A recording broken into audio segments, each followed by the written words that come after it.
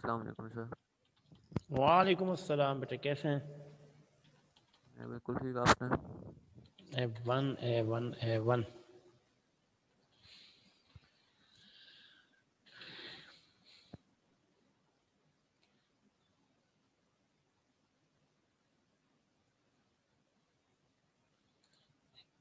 कौन कौन आ गया है?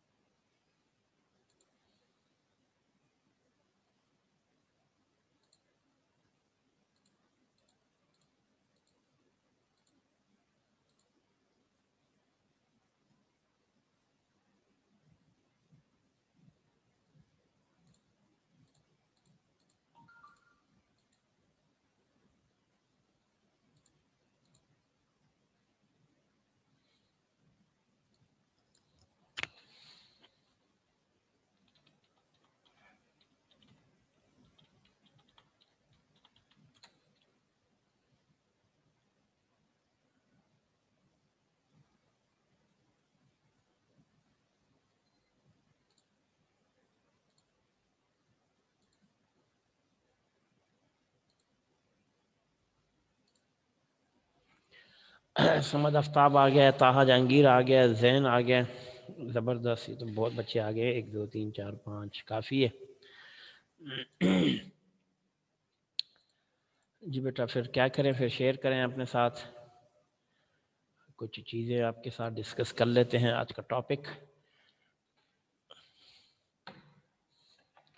कैसी तैयारी है आप लोगों की बेटा? भी आ रहे हो? फिर 18 को सब आ रहे हो या नहीं आ रहे हो? आ जाएंगे सर। सर ये अरे पेपर क्यों आगे कर दिए? पता नहीं सर, कोई पता नहीं है। आपको पता है एडमन का काम होता है, हमें थोड़ा ही बताते हैं। हम बस हाँ या ना करते हुए उनको सर आप भी ग्रुप एडमिन हो? अच्छा, मैं ग्रुप एडमन बन गया हूँ। मुबारक हो सर। मुबारक हो भाई, मैं तरक्की हो गई। अच्छा जी, चले ठीक है, अल्लाह खैर करेगा यार। पेपर जब होंगे तो देख लेंगे कि क्या हुआ है। अच्छा बेटा, आज का जो टॉपिक है वो जाहिर बात है, वो तो आसान सा ही टॉपिक है। ठीक है, छोटा सा एक टॉपिक है, उसको आज हम डिस्कस कर लेते हैं। ठीक है, टॉपिक को डिस्कस कर लेते हैं। और टॉपिक का नाम जो है वो फिजिकल प्रॉपर्टीज ऑफ लिक्विड में है। What are the different types of physical properties of liquid. तो क्वेश्चन में लिख देता हूँ। ठीक है, क्वेश्चन है what are the different types of physical properties of liquid. Different types of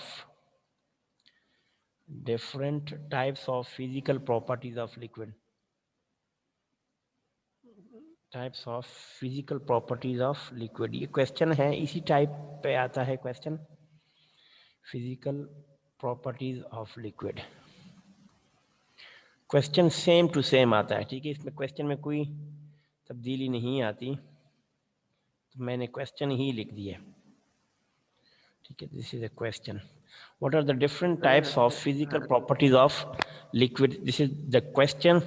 तो हमें इसका आंसर ढूंढने के लिए हमें, अगर हमें इसका आंसर चाहिए तो हमें, आपको पता है चैप्टर, ये जो चैप्टर है दिस इज चैप्टर नंबर 5, ये केमिस्ट्री है। ठीक है, केमिस्ट्री का चैप्टर नंबर 5, फर्स्ट ईयर की केमिस्ट्री का टॉपिक है।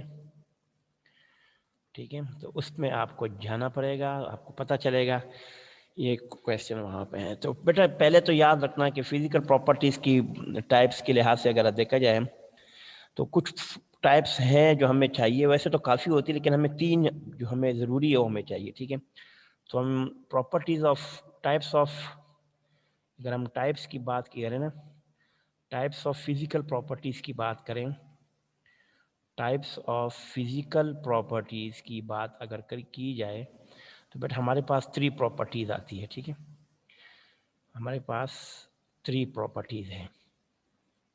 3 कौन कौन सी 3 प्रॉपर्टीज़ हैं जिसको हम वन बाय वन अभी डिस्कस करेंगे। नंबर 1, एक तो सबसे पहले है, ठीक है, बल्कि इसको मैं करता हूँ कि ये नंबर 1 आपके पास कौन सी है, जो पहली है वो एडिटिव प्रॉपर्टीज़ है। एडिटिव,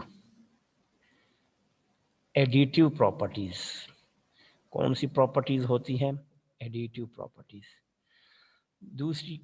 दूसरे की भी बात हम कर लेते हैं। जो दूसरी है वो हमारे पास कॉन्स्टिट्यूटिव प्रॉपर्टीज हैं, ठीक है। कॉन्स्टिट्यूटिव प्रॉपर्टीज, ये प्रॉपर्टी नंबर 2 है जो कि फिजिकल की फर्दर टाइप्स है, ठीक है बेटा। और जो थर्ड वन है जिसको हम लोग अभी पढ़ने वाले हैं, दैट इज कोलिगेटिव प्रॉपर्टीज, जिस पे पूरा एक चैप्टर भी हमारे पास है सोल्यूशन वाला। कोलिगेटिव प्रॉपर्टी, जब आप चैप्टर सोल्यूशन वाले में जाएंगे तो वहाँ पर ये टॉपिक आपको इंतहाई डिटेल में मिलेगा, ठीक है। तो ये 3 टाइप्स हैं, ठीक है। कौन कौन सी है? 1 एडिटिव, 2 आपके पास कौन सा है? कॉन्स्टिट्यूटिव, और थर्ड आपके पास कौन सा है? थर्ड आपके पास है कोलिगेटिव प्रॉपर्टीज, ठीक है। अब 1 बाय 1 हम इसको पढ़ेंगे। पहला जो हमने कौन सा टाइप पढ़ी, जो फर्स्ट टाइप है वो हमारे पास है एडिटिव प्रॉपर्टीज, ठीक है। Additive properties. एडिटिव प्रॉपर्टीज कौन सी प्रॉपर्टीज होती है, इसके हम डेफिनेशन से ही हम इसको समझ लेंगे, ठीक है। तो एडिटिव प्रॉपर्टीज को बेटर समझने के लिए आपको इसकी डेफिनेशन समझनी होगी कि these properties depends upon the number and kinds of atom present the molecule. 2 चीज़ों पर डिपेंड करती है। इट डिपेंड्स ऑन किस चीज़ पर डिपेंड करती है? मैं लिखता हूँ number. It depends on number and kind of atom, number and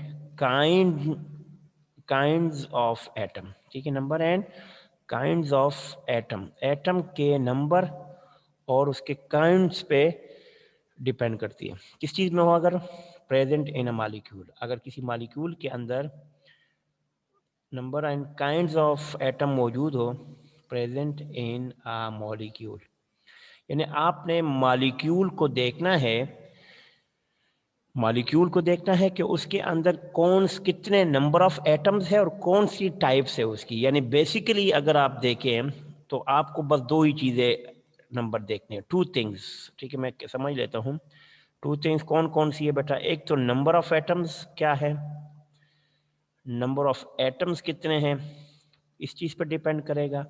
और दूसरा जो डिपेंड करेगा वो क्या होगा? काइंड्स ऑफ एटम पे डिपेंड करेगा। काइंड्स ऑफ एटम्स पे ये क्या होगा बेटा, मैं लिख देता हूँ, ये दोनों डिपेंड करेगा, ये डिपेंडेंट है। यानी आप ये समझ ले कि number of atoms and kinds of atom पे डिपेंड होगा तो वो प्रॉपर्टी क्या कहलाएगी? वो आपके पास कहलाएगी कौन सी? Additive properties.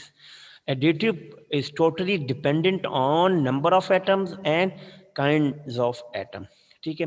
जिसकी सबसे बेस्ट एग्जांपल अगर हम दें तो हम इसकी एग्जांपल अगर दें तो बेटा इसकी सबसे बेस्ट एग्जांपल अगर मैं यहाँ पे आपको दूं तो एग्जाम्पल में एक ही है जो आपको जल्दी आसानी से समझ आ जाएगा। कौन सा?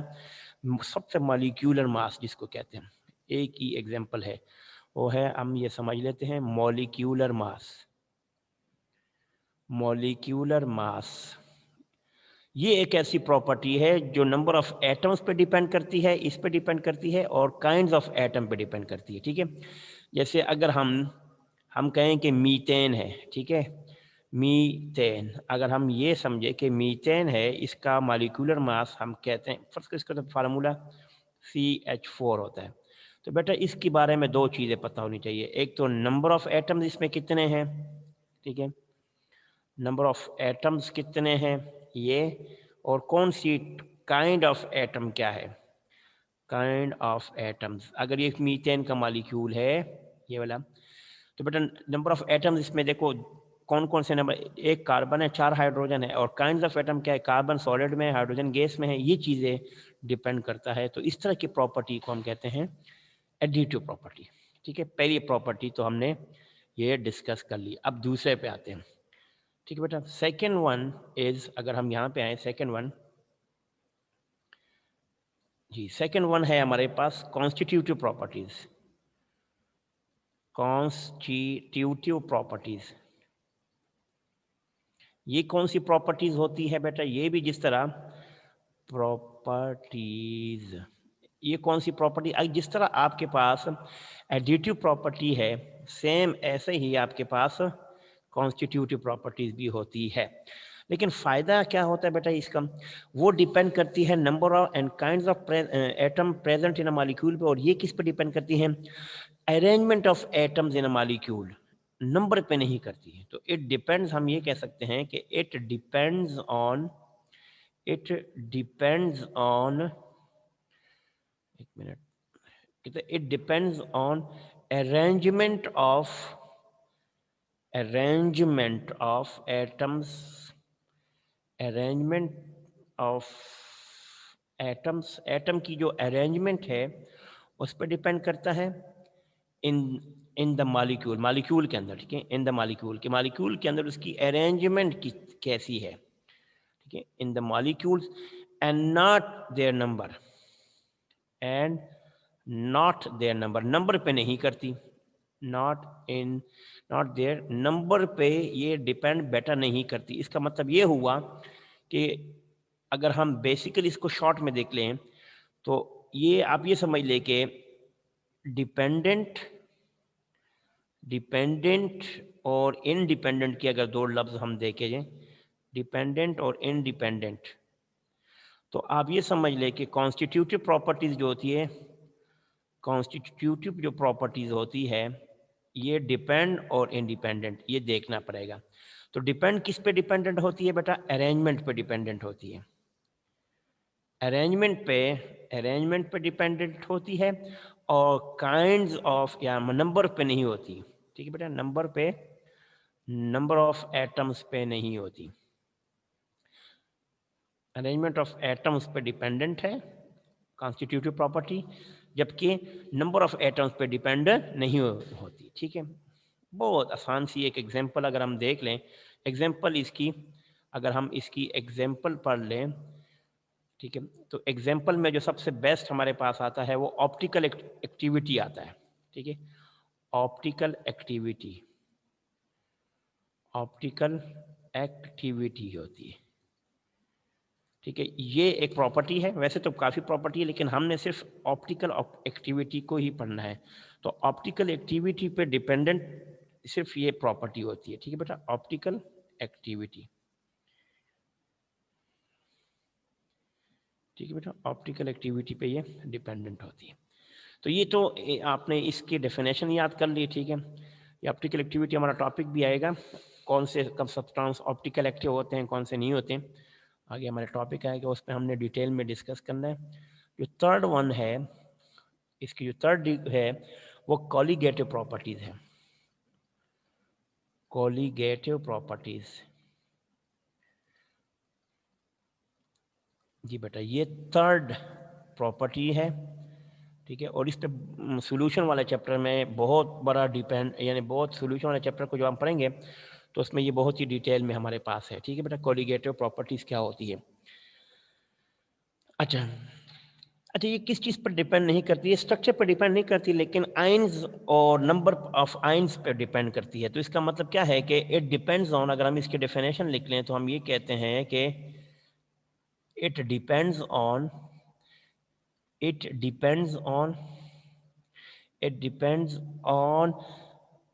number of ions and molecule, number of ions and molecules, number of ions and molecules पे डिपेंड करती है, and does not depend, और ये डिपेंड नहीं करती किस पर, does not depend upon the structure, depend on structure of molecule, molecule के स्ट्रक्चर पे ये डिपेंड नहीं करती। तो हम ये कह सकते हैं कि जो कॉलीगेटिव प्रॉपर्टीज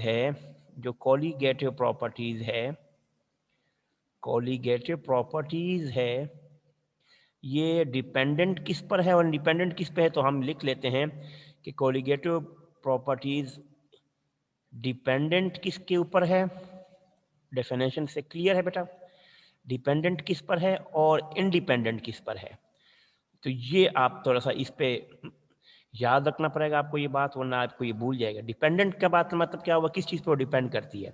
तो डिपेंड करती है number of ions and molecules पे करती है, number of ions and molecules पे करती है। एंड मॉलिक्यूल्स की कौन से मॉलिक्यूल्स उसके अंदर है, कौन से आयन्स उसके अंदर है। और इंडिपेंडेंट भी है, किस चीज़ इंडिपेंडेंट है जिस पे डिपेंड नहीं करती, वो है इसका स्ट्रक्चर ऑफ मॉलिक्यूल्स पे करती है।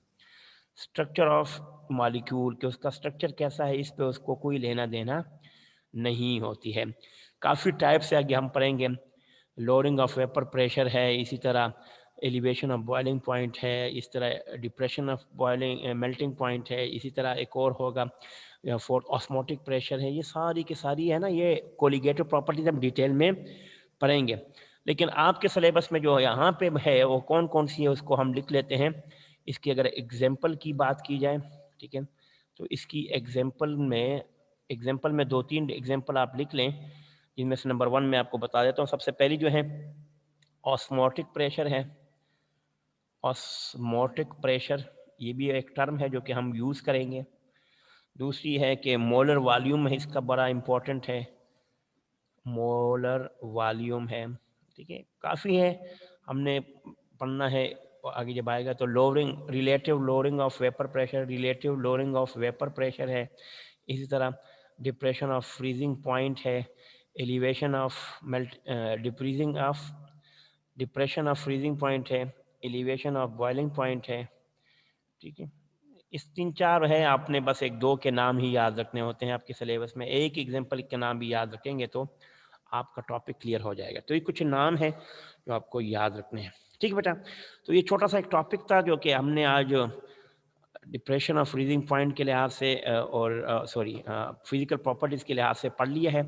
इस टॉपिक को मैं दोबारा रिवाइज कर लेता हूँ ताकि आपको याद रहे कि टॉपिक कहाँ से स्टार्ट हुआ था, क्या क्या था। बेटा चैप्टर नंबर 5 में हमारे पास ये क्वेश्चन आता है, what are the different types of physical properties, ठीक है। तो टाइप्स ऑफ फिजिकल प्रॉपर्टीज हमारे पास 3 है, ठीक है। कौन कौन सी है? नंबर 1 मैं आपको डिटेल में बता देता हूँ। ये 3 प्रॉपर्टीज है, कौन सी? एडिटिव प्रॉपर्टीज, कॉन्स्टिट्यूटिव प्रॉपर्टीज और कॉलिगेटिव प्रॉपर्टीज, ठीक है। ये 3 प्रॉपर्टीज है जी बेटा। अगर हम एडिटिव प्रॉपर्टीज को देख ले बेटा, तो इसकी तो एक बेटा डेफिनेशन ये है कि additive property depends on number and kinds of atoms पे डिपेंड करती है प्रेजेंट इन अ मॉलिक्यूल। किसी भी मॉलिक्यूल के अंदर number and kinds of atom जो होते हैं उस पर डिपेंड करती है। तो इसका मतलब क्या है कि number of atoms and kinds of atom पे डिपेंडेंट है, ठीक है। एग्जाम्पल में मोलर मास है, जैसे मीथेन का मोलर मास ये जो है ना 16 होता है। वैसे मोलर मास अगर मैं यहाँ लिखूँ, ठीक है, अगर मैं यहाँ लिखूँ तो इसका 16 ग्राम पर मोल होता है, ठीक है। तो हम ये कह सकते हैं कि ये 16 ग्राम पर मोल जो है ना, ये नंबर ऑफ एटम्स पे डिपेंड करता है और काइंड्स ऑफ एटम पे डिपेंड करता है, ठीक है। इसी तरह कॉन्स्टिट्यूटिव प्रॉपर्टी है, ये डिपेंड करती है अरेंजमेंट ऑफ एटम्स पे in the molecule and not their number पे नहीं करता है, ठीक है। जैसे ऑप्टिकल एक्टिविटी है, तो आप ये कह रहे हैं कि कॉन्स्टिट्यूटिव प्रॉपर्टीज जो है ये डिपेंडेंट किस पे है, इंडिपेंडेंट किस पे है। तो अगर आप इसको, ये सीपी का मतलब क्या होता है बेटा, ये मैंने यहाँ पे नहीं लिखा है। यहाँ पे सीपी का मतलब होता है कॉन्स्टिट्यूटिव प्रॉपर्टीज, कॉन्स्टिट्यूटिव प्रॉपर्टीज, ठीक है। तो वैसे मैंने पूरा लिखना चाहिए था लेकिन मैंने शायद नहीं लिखा, ठीक है। तो ये किस चीज़ पर डिपेंड करता है? कॉन्स्टिट्यूटिव प्रॉपर्टीज पे डिपेंड करता है, अरेंजमेंट ऑफ एटम्स पे और नंबर ऑफ एटम्स पे। एग्जांपल इसकी ऑप्टिकल एक्टिविटी। और आखिरी वन जो है ना, जो कि इम्पोर्टेंट है, कोलिगेटिव प्रॉपर्टीज, ये वाला, ठीक है बेटा। कोलिगेटिव प्रॉपर्टीज पे बाकायदा चैप्टर, जब सोल्यूशन का चैप्टर आएगा उसमें बाकायदा पूरा एक हाफ चैप्टर इसी पे है। ये किस चीज़ पर डिपेंड करता है? Number of ions and molecule पर डिपेंड करता है, but does not depend on the structure of molecule पर डिपेंड नहीं करता। यानी dependent number of ions and molecule पर है और इंडिपेंडेंट किसके हैं? स्ट्रक्चर ऑफ एटम पे है। इसकी एग्जांपल हमारे पास तो ये 5 है। कौन कौन सी? ऑस्मोटिक प्रेशर है, मोलर वॉल्यूम है, relative lowering of vapour pressure है, डिप्रेशन ऑफ फ्रीजिंग पॉइंट है और एलिवेशन ऑफ बॉइलिंग पॉइंट है, ठीक बेटा। यहाँ तक कोई क्वेश्चन हो तो आप पूछ सकते हैं बेटा, कोई क्वेश्चन आपके माइंड में है? सर एक बार सर एडिटिव प्रॉपर्टीज दोबारा दिखा देना। दिखा देता हूँ बेटा, क्यों नहीं। ये ले मेरी जान, ये ले एडिटिव प्रॉपर्टी। कहाँ चला गया? This is additive property.